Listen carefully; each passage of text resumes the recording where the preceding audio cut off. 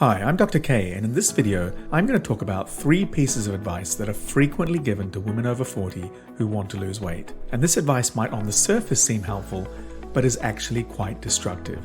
And I've seen that for many people, their struggles to lose weight actually come down to following this bad advice. Now, as you may or may not know, I run a weight loss clinic where I only see women over 40, and my focus is on permanent weight loss without dieting, not short-term fixes. So everything in this video will be from that point of view. So let's get into it. Bad advice number 1. So let me ask you a question. Do you believe that your path to long-term weight loss involves you sticking to a plan perfectly, as in never overeating for the rest of your life? Think about this. Picture yourself as you get to your ideal weight. You'll probably see that your ideal image of successful weight loss involves you being perfect, no mistakes, never overeating. And once you get to the goal, you probably also see yourself living a flawless eating life. But how likely is that? I'll tell you now, it's impossible.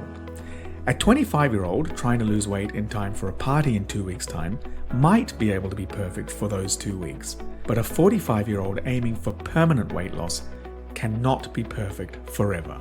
The problem when you try to be perfect is that when you do mess things up, it can be very demoralizing and discouraging. And often this is the time when people are most likely to give up because they had unrealistic expectations. You can't be perfect. You will make mistakes. And here's the good news. You don't have to be perfect. You can afford to mess up, and it's not the end of the world.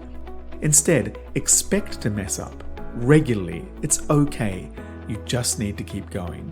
You don't get results by perfection, you get them by consistency. Bad advice number 2. Have you ever felt that your path to long-term weight loss involves never eating bad food again? This one makes sense on a logical level. Surely, if you want to lose weight permanently, it would be much easier if you never touched another piece of chocolate again. But this sort of denial just creates feelings of deprivation. And this makes you crave these foods even more. And when these cravings get too much and you get the opportunity to eat these foods, you'll binge. You might be able to deprive yourself for the short term, but it won't work for the long term because it's difficult to deprive yourself forever. So when you go back to normal eating, you'll struggle to manage these tempting foods. Instead, your aim should be to develop a healthy relationship with food where no food is banned and you don't live in fear of eating these foods. This is the path to natural weight management for the long term. Bad advice number 3. With some weight loss programs, you have to learn a whole bunch of new recipes, shop for ingredients in strange places, and spend most of your Sunday afternoon cleaning, prepping, and packing your meals for the week. Here's why this is bad advice for my clients and doesn't work. Most of my clients, by the time they're 40, face specific challenges that they may not have had when they were 25.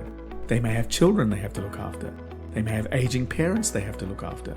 They may have jobs that have much higher levels of responsibility than previously. And here's the big one. They've done so many diets by this time and they're exhausted by them. They find it hard to muster up the energy to start one again. There does come a time when you just don't have the bandwidth, the time, or the energy to do complicated, annoying, soul-destroying weight loss programs that rely on such intense preparation. What I tell my clients is that the ideal solution is an approach where you naturally make good decisions without having to follow a complicated diet plan. And when you change your relationship with food, that is exactly what you get. You naturally know how to handle eating decisions without having to spend 4 hours prepping your food for the week. For more information about how exactly this works, check out the link to the free training in the description below. And now for a bonus tip.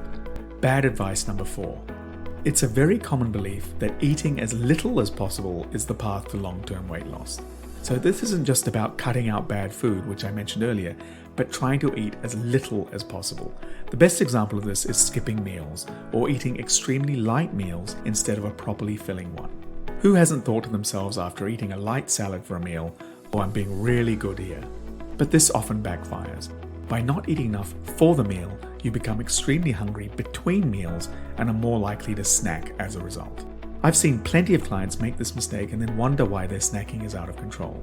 Instead, you're better off focusing on having satisfying meals, which then minimizes snacking. I spell out exactly how this works in this video about the dangers of eating too light for lunch. And that's it for now. Don't forget to subscribe, and I'll see you next time.